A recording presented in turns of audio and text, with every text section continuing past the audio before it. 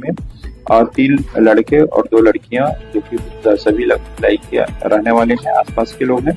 इसके अलावा 3 लड़के रायपुर के भी आए थे। कुल 8 लोग थे और इस दौरान घटना घटित हुई है जिसमें जो बाथरूम है उसमें लड़की जो है मृत हालत में पाई गई थी, ऐसा अभी तक के जांच में पता चला है। लेकिन पूछताछ के दौरान जितने भी जानकारी मिले हैं इसमें प्रथम दृष्टया जो प्रकरण का आरोपी आशुतोष हिरवानी है उसके द्वारा जो मृतका थी उसके साथ दुष्कर्म करना पाया गया है। इसमें आगे प्रकरण में दुष्कर्म और मारपीट का धारा जोड़ करके 3 आरोपी गिरफ्तार किया गया। आशुतोष हिरवानी जो ये यहाँ का रिसोर्ट संचालक है, इनके साथ में जो भिलाई की युवती उससे पहले से संबंध था और घनश्याम और छत्रपाल जो इन लोग दोनों रिश्ते में भाई लगते हैं, इनके द्वारा दोनों और आशुतोष मिलके रायपुर जाकर इनके द्वारा पार्टी वहाँ मनाने की योजना बनी थी और इस साथ में इस लड़की को भी लेके गए हैं। एक लड़की और थी और वापसी में इन लोग मनगट्टा आए हैं और इस प्रकार से उनका परिचय हुआ था।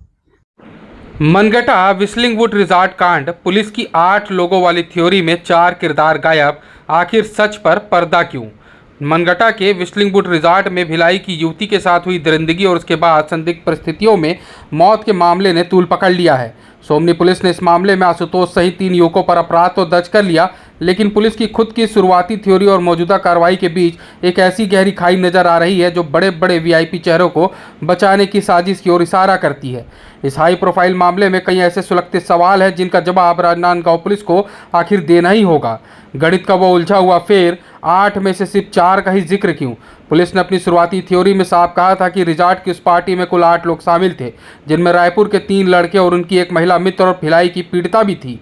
अगर पार्टी में 8 लोग थे तो बाकी के 4 लोग कौन थे? पुलिस के एफआईआर में आशुतोष सहित सिर्फ 3 नामजद आरोपी है। ऐसे में सवाल उठता है कि क्या वाकई में 4 लोगों को पुलिस ने क्लीन चिट दे दी है या फिर उन्हें जानबूझकर जांच के दायरे से बाहर रखा गया है? वहीं दूसरी युवती कौन है और वो खामोश क्यों है?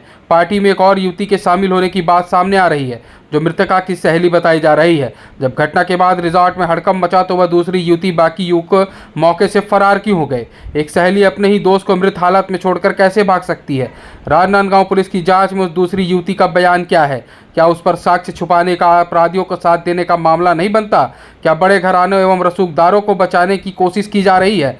भिलाई और रायपुर के रसूखदार गलियारों में चर्चा है कि उस रात रिजॉर्ट की पार्टी में कुछ बेहद रसूखदार और बड़े घरानों के युवक भी शामिल थे।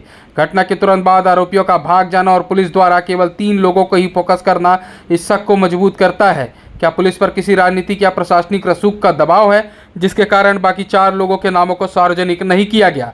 दुष्कर्म का अपराध 10 तो है, मौत की गुत्थी अधूरी। पुलिस ने आशुतोष और उसके साथियों पर दुष्कर्म रेप का मामला तो दर्ज किया है, लेकिन युवती की मौत को लेकर अब तक चुप्पी क्यों साधी हुई है? अगर युवती के साथ सामूहिक दरिंदगी और उसके साथ मौत की घटना हुई तो इसे केवल दुष्कर्म की धारा में समेटना न्याय संगत नहीं, यह सीधे तौर पर हत्या या हत्या के लिए उकसाने का मामला बनता है। वही जनता भी इस मामले को लेकर तीखे सवाल दे रही है। जब पार्टी में 8 लोग मौजूद थे तो पुलिस ने पूरे 8 लोगों को हिरासत में लेकर पूछताछ क्यों नहीं की?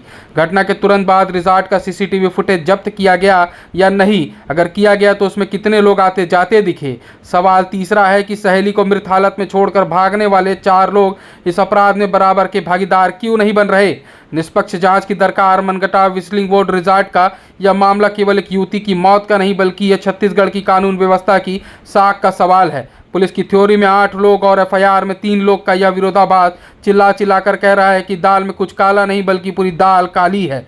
जब तक उस रात पार्टी में मौजूद हर शख्स, चाहे वो कितने ही बड़े घराने का क्यों ना हो, चेहरे बेनकाब नहीं होते, तब तक भिलाई 3 की इस बेटी को सच्चा न्याय नहीं मिलेगा। अगर अभी तक आपने हमारे चैनल को सब्सक्राइब नहीं किया है तो सब्सक्राइब करें और बेल आइकन को दबाना बिल्कुल भी ना भूलें।